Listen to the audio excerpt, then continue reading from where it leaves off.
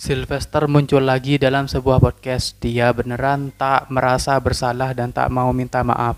Dia juga tak takut dengan ancaman siapapun. Dia juga tuding bahwa Sunarko adalah korban sakit hati Anies kalah Pilpres. Akhirnya saya sudah terbiasa tidak takut dengan siapapun, kecuali sama sang pencipta saya. Gitu loh.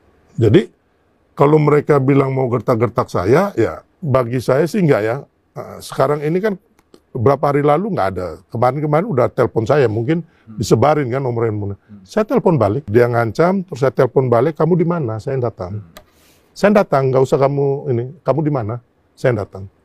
Habis itu nggak telepon semua. Terus ada yang dua, yang telepon, yang satu, ya dua orang inilah. Dua-duanya akhirnya mereka bahkan minta maaf. Bahwa Sunarko ini dan kawan-kawan ini adalah tim sukses dari calon presiden Anies Baswedan, Bang. Mereka kalah gitu loh.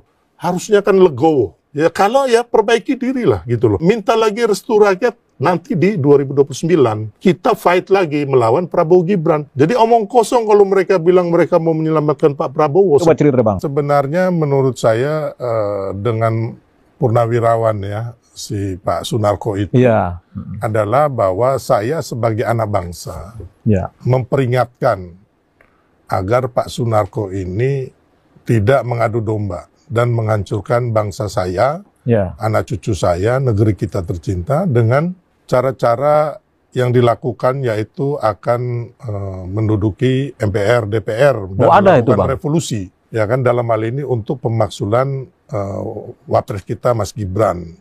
Dan kita lihat bahwa Pak Sunarko ini memaki-maki Pak Jokowi, ya kan, bilang Pak Jokowi PKI komunis dan sebagainya. Ada itu, Bang. Membohongi bangsa kita, iya. Dan juga Pak Sunarko ini mengatakan saya tidak sudi dipimpin oleh seorang kan Mas Gibran. Jadi kembali lagi, Bang, intinya apa yang dikatakan saudara Sunarko ini, ya kan, sudah ada unsur tindak pidana dan makarnya loh. Nah cucu saya nggak mau ketika ada kudeta, terus ada revolusi. Kalau yang mati yang tua-tua bangka laki-laki sih biarin aja lah. Tapi kalau yang meninggal atau mati ini menjadi korban adalah bayi-bayi kita, perempuan-perempuan kita. Saya akan di depan untuk itu, Bang. Saya nggak mau itu. Ya, makanya saya keras memperingatkan kepada saudara Sunarko, saya akan cukur kumis kamu. Tapi kan di sini kan nggak ada, Bang. Saya melakukan pelanggaran pidana kan.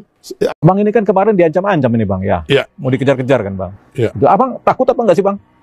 Enggak, Bang. Saya sudah terbiasa tidak takut dengan siapapun, kecuali sama sang pencipta saya. Dia ngancam, terus saya telepon balik, kamu di mana? Saya datang. Saya datang, nggak usah kamu di mana? Saya datang. Tapi kalau suruh saya minta maaf, seumur hidup saya nggak akan minta maaf, nggak akan. Ya kan? Menduduki DPR, mau melakukan revolusi, terus ada unsur pencemaran nama baik terhadap pribadi seseorang, ya kan? Ya bilang tadi tidak mau dipimpin oleh terus Pak Jokowi dibilang PKI dan sebagainya lah. Dan kembali lagi kita tahu latar belakang Sunarko ini adalah orang yang dulu waktu Pilpres 2019 yang memimpin semacam demo hingga mengakibatkan chaos ya.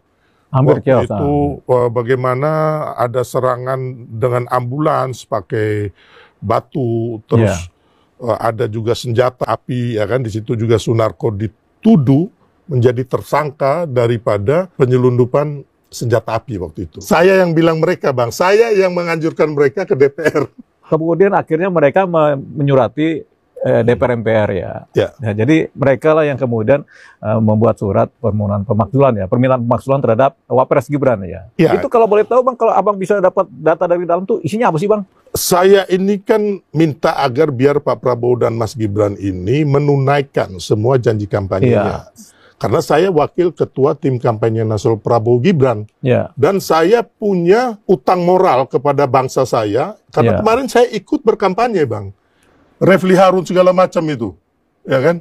Kan ada 01, ada 03. 03 ini gabung ini. Hebat-hebat juga, Bang. Kenapa kalian jadi bodoh gitu loh, gak bisa membuktikan, Bang? Ya kan katanya kalian hebat, kalian pintar, buktikan dong secara hukum, secara konstitusi. Singkat cerita, kalahlah ini. Kalahlah. Ya. Terus saya hanya bilang saya akan cukur kumis Sunarko. Di situ kan, kalau menurut saya tidak ada pidananya, Bang. Ya. Kecuali saya bilang, orang ini harus diapain begitu, ada unsur pidananya, ini lain cerita. Dan saya tidak ada menyinggung korps apapun. Abang ini kan kemarin diancam-ancam ini, Bang, ya? Iya. Mau dikejar-kejar kan, Bang? Iya. Dalam rangka apa kita nggak tahu, tapi Abang emang tampaknya lagi diancam ya. Bahasanya sih intimidasi ya. Iya. Itu Abang takut apa nggak sih, Bang? Saya? Iya. Enggak, Bang. Nggak takut ya? Karena gini, coba saya ini kan merantau dari tamat SMP, Bang. Sylvester Matutina diancam purnawirawan TNI usai diserang Denjen Kopassus Sunarko. Sylvester Matutina mendapatkan ancaman dari sekelompok orang yang diduga merupakan purnawirawan TNI usai menyerang mantan Denjen Kopassus Maijen TNI Purnawirawan Sunarko. Sebelumnya, video saat relawan Jokowi itu menyerang dan menghina Sunarko viral di media sosial. Sunarko diketahui merupakan salah satu purnawirawan yang tergabung dalam Forum Purnawirawan TNI yang menuntut pemakzulan Wakil Presiden Gibran. Dari video yang beredar terlihat Sylvester dengan lantang menyebut bahwa Sunarko pernah ditahan beberapa waktu lalu atas kasus makar. Ia juga mengatakan bahwa Sunarko ingin mengadu domba dan mengubah ketatanegaraan yang sudah ada saat ini.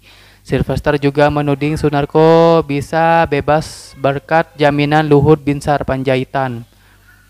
Ia tidak menyerang secara politis tetapi juga menghina secara pribadi dengan menyebut Sunarko sebagai kumis tebal. Pernyataan ini memicu reaksi keras dari para pendukung Sunarko, terutama dari kalangan purnawirawan. Dalam video yang beredar, sejumlah orang yang mengaku sebagai purnawirawan TNI itu menyampaikan kemarahan dan kesetiaan mereka pada sosok Sunarko. Pernyataan Sylvester dinilai sebagai bentuk penghinaan terhadap senior militer. Mereka tak terima melihat pimpinannya dihina dan dijatuhkan hanya karena perbedaan pendapat.